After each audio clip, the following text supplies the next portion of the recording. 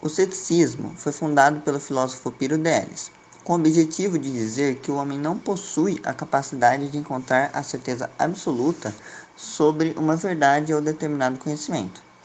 É o fluxo que recusa o conhecimento de qualquer verdade, não o enfrentando.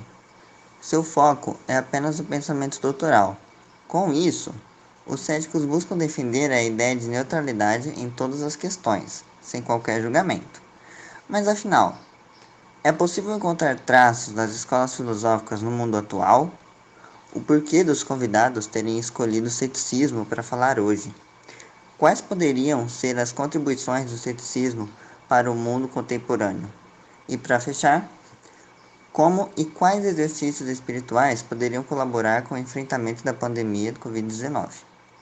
Eu sou Carlos Eduardo e esse é o Cast Filosófico, o podcast filosófico do IFSP Campus Birigui, com a participação de Bruna Garcia, Beatriz Helena e Yasmin do Nascimento Lima. Sim, é possível encontrar traços das escolas filosóficas no mundo atual. Um exemplo é o ceticismo, que, como mencionado antes, é uma corrente filosófica da antiguidade que rejeita o conhecimento de qualquer verdade. Os céticos defendem a ideia de assumir uma postura de neutralidade em todas as questões, não fazendo julgamentos. Assim, o cético defende a indiferença total. Atualmente, dizemos que uma pessoa cética é alguém que não acredita em nada, mas não é bem assim.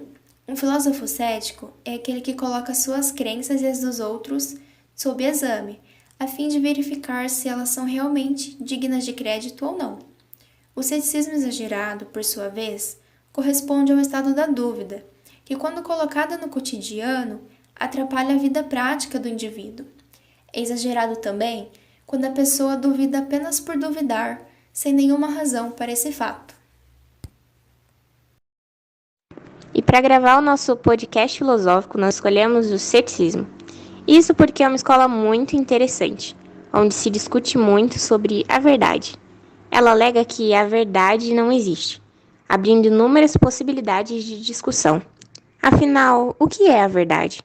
Será que a existência ou a inexistência da verdade é de fato verdadeira? É interessante também como as discussões eram bem leves e baseadas em hipóteses, já que ninguém sabe ao certo a resposta destes questionamentos.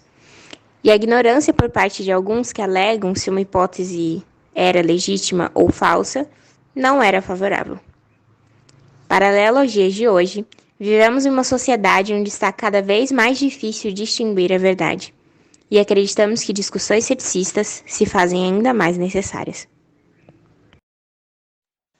No mundo contemporâneo, o equilíbrio do ceticismo pode contribuir para que tenhamos uma vida social mais respeitosa e aberta a novos conhecimentos e culturas.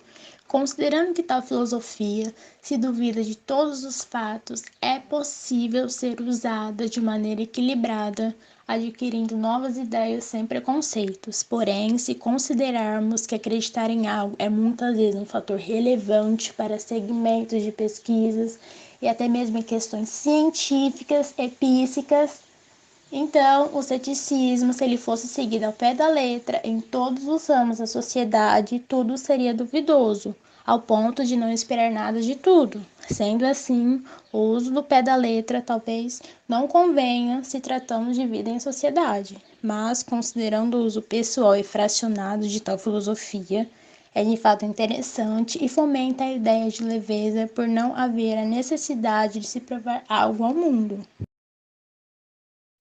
Com o enfrentamento da pandemia, nós podemos observar pânico, medo, desânimo, ignorância, as experiências e os sentimentos e incertezas se nós vamos ou não viver no amanhã. Para isso, nós podemos contar com o auxílio dos exercícios espirituais, que começam com um tipo de momento de ancoragem no presente.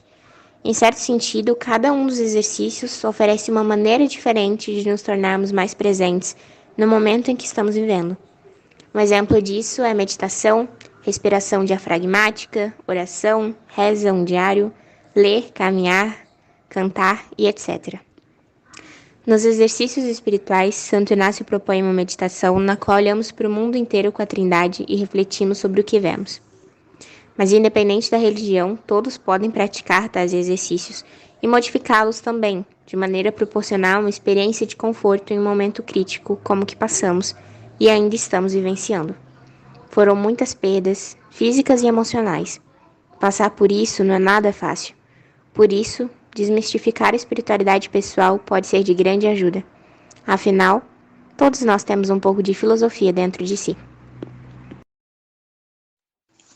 Com roteiro de Bruna Garcia, Beatriz Helena, Yasmin Nascimento Lima e eu, Carlos Eduardo, termina aqui o primeiro cast filosófico. Até a próxima!